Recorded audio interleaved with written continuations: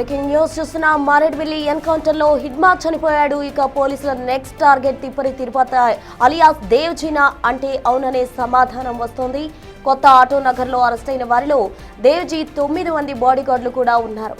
వాళ్ళంతా హిడ్మాను కలిసేందుకు ప్లాన్ చేసుకున్నారా? ఎవరి ఆదేశాలతో ఏపీలోకి ఎంట్రీ ఇచ్చారు?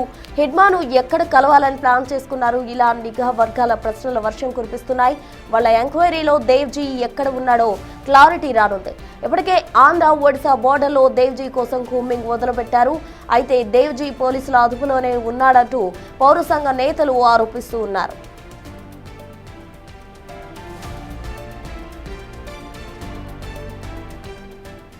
మోర్ డీటెయిల్స్ మా ఇన్పుటేటర్ పవన్ అందించేందుకు సిద్ధంగా ఉన్నారు. పవన్, చెప్పండి.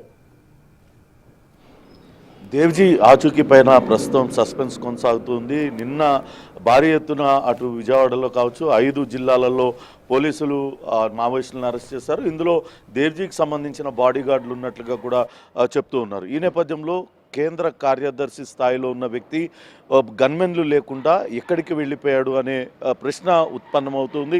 ఇప్పుడు ప్రజెంట్ దేవ్జీ కోసం విపరీతంగా గాలింపు చర్యలు చేపడుతున్నారు. కొద్దిసేపటి క్రితమే అటు మరోసారి ఏజెన్సీ ఏరియాలో ఎన్కౌంటర్ జరిగినట్లుగా అటు ఏడీజీ మహేష్ చంద్ర లడ్డా ధృవీకరించారు.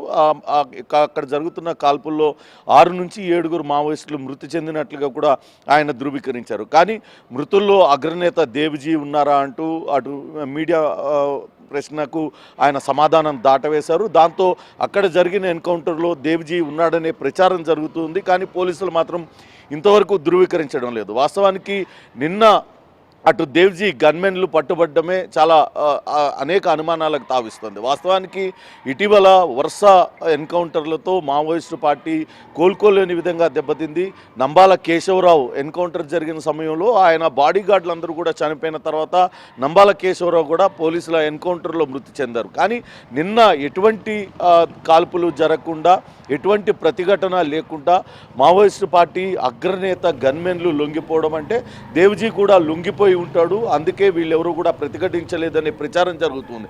కానీ ఇప్పటిదాకా పోలీసులు మాత్రం తాము అరెస్టు చేశాము, తమకు వచ్చిన సమాచారం మేరకు ఒకేసారి వేర్వేరు జిల్లాలలో మావోయిస్టులు తలదాచుకున్నారన్న సమాచారం, నిర్దిష్టమైన సమాచారం మేరకే తాము వీళ్ళందరినీ కూడా అదుపులోకి తీసుకున్నాం, అరెస్ట్ చేశామంటూ చెప్తూ ఉన్నారు. ఒకవేళ వాళ్ళు నిజంగానే లొంగుబాటు కోసం యత్నించి ఉంటే లొంగిపోయారని ప్రకటించి ఉండేవారం అంటూ కూడా మహేష్ చంద్ర లడ్డా అయితే అన్నారు. అయితే దేవ్జీ ఆచూకీ ఎక్కడ అనే దానిపైనే ప్రస్తుతం సస్పెన్స్ అయితే కొనసాగుతుంది. ఇటు పౌర హక్కుల నేతలు మాత్రం ఇప్పటికే దీనిపైన చెప్తూ ఉన్నారు.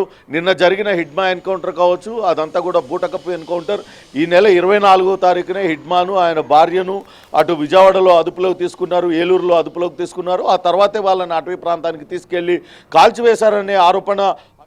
పవన్, మీరు ఒక్క సెకండ్ లైన్లో ఉండండి. అటు ఏడీజీ మాట్లాడుతున్నారు, ఒకసారి లైవ్ చూద్దాం.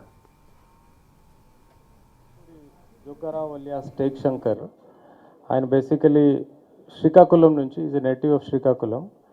Is a in charge CCM for Andhra Odisha border, and he's specialized in technical things, either arms manufacturing, communication and chustara. But it is a tentative information.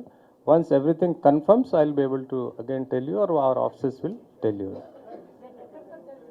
So this is Maredmalli area lo continuous ga ninna jarigin daniki around 5-7 kilometers దూరంలో ఉన్నాయి. అదే most likely అదే అనిపిస్తున్నాయి. Just give us few more minutes, will give you entire details. We're identifying, ఇప్పటి వరకు ఒక్కరు identify అయ్యారు. ఎంతవరకు నేను అది కూడా టెంటేటివ్ చెప్తున్నారు మా వాళ్ళు. Because unless we talk to their every one concern వాళ్ళతో మాట్లాడే వరకు 100% చెప్పను. బట్ టెంటేటివ్గా ఆయన అనిపిస్తున్నారు. మిగతా ఎవరు ఉన్నారో ఏమి ఐడెంటిఫికేషన్ కాలేదు, ఉంటే మీకు చెప్తాను. ఒక్కరు బేసికలీ మెట్టూరి జోగారావు అలియాస్ టేక్ శంకర్ శ్రీకాకుళం నుంచి ఆయన. Thank you.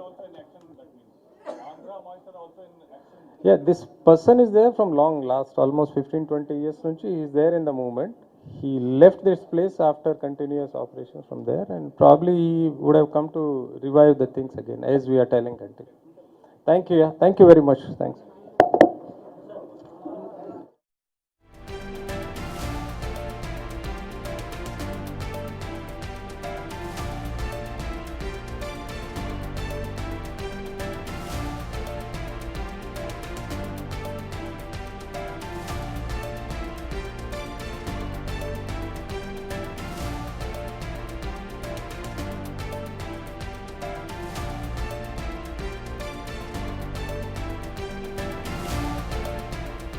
మొత్తంగా మారేడ్పల్లి ఎన్కౌంటర్ కు సంబంధించి అటు ఏడీజీ కూడా క్లారిటీ ఇవ్వడం జరిగింది. పవన్ అడిగి మరిన్ని వివరాలు తెలుసుకుందాం. పవన్ కంటిన్యూ చేయండి.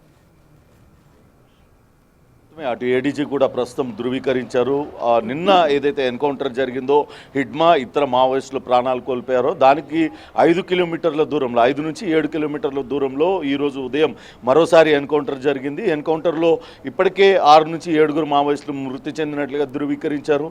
అందులో మావోయిస్టు అగ్రనేత దేవ్జీ ఉన్నారనే ప్రచారం జరుగుతున్నప్పటికీ ఇప్పటిదాకా కేవలం ఒక మృతదేహాన్ని మాత్రమే గుర్తించాము. అది కూడా గడిచిన 15 ఏళ్లుగా అజ్ఞాతంలో ఉన్న శ్రీకాకుళం జిల్లాకు చెందిన జోగారావు అనే మావోయిస్టు పార్టీ నేతదంటూ ఆయన వెల్లడించారు. మొత్తం మీద అటు దేవ్జీ ఆచూకీ పైన మాత్రం ఇంకా సస్పెన్స్ అయితే కొనసాగుతుంది. పౌర హక్కుల సంఘాల నేతలు మాత్రం తీవ్రమైన విమర్శలు చేస్తున్నారు. వీళ్ళందరినీ సజీవంగా పట్టుకొని కాల్చివేసి ఎన్కౌంటర్ కట్టుకదాలుతున్నారనే ఆరోపణను పౌర హక్కుల సంఘాల నేతలు చేస్తున్నారు. అయితే దేవ్జీ అసలు మైదాన ప్రాంతానికి వీళ్ళందరూ కూడా ఎందుకు వచ్చారనే దానిపైన పెద్ద ఎత్తున చర్చ జరుగుతుంది.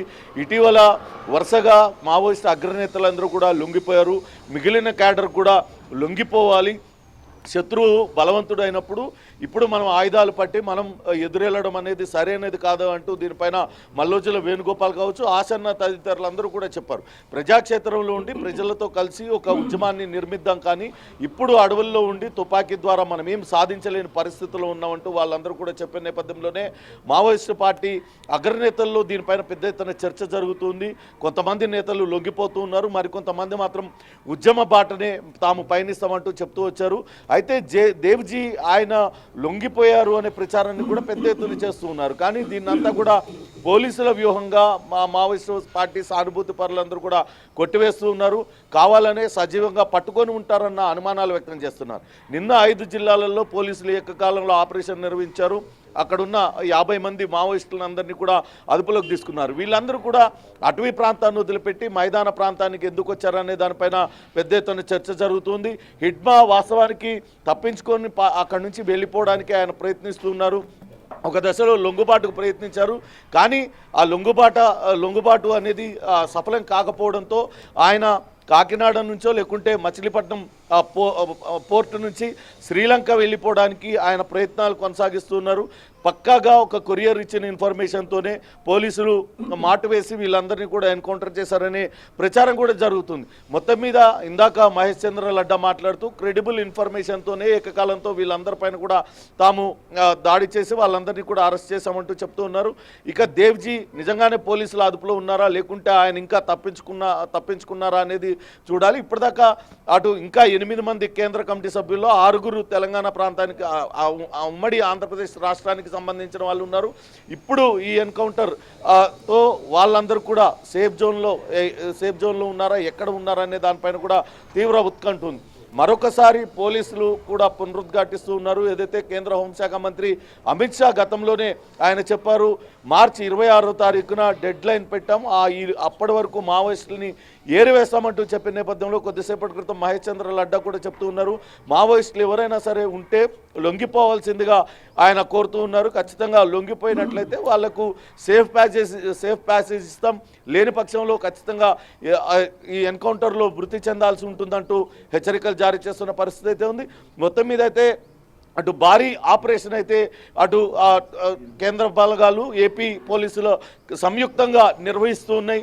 ఇంకా కూడా మారేడుమిల్లి నుంచి అటు ఆంధ్ర ఒరిస్సా బార్డర్ మొత్తంలో ఉన్న అటవీ ప్రాంతాలన్నింటినీ కూడా మావోయిస్టులు ఏరివేత కోసం కూంబింగ్ కొనసాగుతున్న పరిస్థితి అయితే కనపడుతుంది. ఇంకా ఇక్కడ విజయవాడలో వాళ్ళకు షెల్టర్ ఇచ్చింది ఎవరు, 2 రోజులుగా ఇన్ని రోజులుగా వాళ్ళకి అక్కడ ఆహార పదార్థాలు అందిస్తుంది ఎవరు అనే దానిపైన కూడా ఇంకా విచారణ కొనసాగుతుంది. ఒక తెల్ల కారులో వాళ్ళందరికీ కూడా రోజు ఆహారం తీసుకొని వచ్చి ఇస్తున్నట్లుగా కొంతమంది చెప్తున్న నేపథ్యంలో ఎవరు వాళ్ళని అక్కడికి తీసుకొచ్చారు, ఎవరి ఆదేశాలతో వారు అక్కడికి వచ్చారు, ఆ బిల్డింగ్లో ఎందుకున్నారు అనే దానిపైన ఉన్నారు. కేవలం నిన్న అరెస్ట్ అయిన 50 మందినా లేకుంటే మరికొంతమంది వేరు ప్రాంతాల్లో తలదాచుకున్నారా, వీటిలన్నిటికీ సంబంధించిన వివరాలు ఇంకా వెల్లడి కావాల్సి ఉంది. ప్రస్తుతం అయితే దర్యాప్తు ఇంకా ముమ్మరంగా కొనసాగుతున్న పరిస్థితి అయితే ఉంది. ప్రస్తుతం అయితే అటు ఏఓబిలో కాల్పులు కొనసాగుతూ ఉన్నాయి. 7 మావోయిస్టులు అయితే మృతి చెందినట్లుగా ధృవీకరించారు. అందులో మరి అగ్రనేత దేవ్జీ ఉన్న విషయాన్ని అయితే ఇంతవరకు పోలీసులు ధృవీకరించడం లేదు.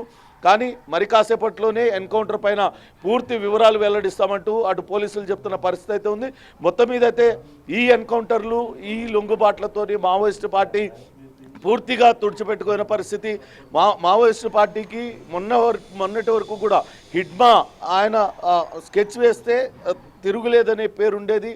అనేక దాడుల వ్యూహకర్తగా హిడ్మాకు పేరుంది. అటువంటి హిడ్మా టార్గెట్గానే ఆపరేషన్ కగార్ని ప్రారంభించారు. ఆయన సొంత గ్రామం పువర్తిలో కూడా అటు బేస్ని ఏర్పాటు చేసేంతగా చొచ్చుకొని లోపలికి వెళ్ళిపోయారు. ఇంకా ఆ ప్రాంతాలలో ఉండలేని పరిస్థితి ఉండడంతోనే హిడ్మా అడవిని వదిలిపెట్టి మైదాన ప్రాంతాల్లో సేఫ్ జోన్కి, షెల్టర్ జోన్కి వచ్చారు. ఇక్కడ ఒక సోర్స్ ఇచ్చిన ఇన్ఫర్మేషన్తో ఎన్కౌంటర్ జరిగినట్లుగా తెలుస్తుంది. మొత్తంగా చూడాలి మరి మిగతా మావోయిస్టు అగ్రనేతలు ఎక్కడ ఉన్నారు, వాళ్ళను పోలీసులు ఏ రకంగా న్యూట్రలైజ్ చేస్తారనేది కూడా చూడాలి. ప్రస్తుతానికైతే ఇంకా ఎదురుకాల్పులు కొనసాగుతున్నాయి. పూర్తి వివరాలు మరి కాసేపట్లో వెల్లడిస్తామని పోలీసులు చెప్పిన పరిస్థితి అయితే కనపడుతోంది. Prasuna. Right Pavan, thank you.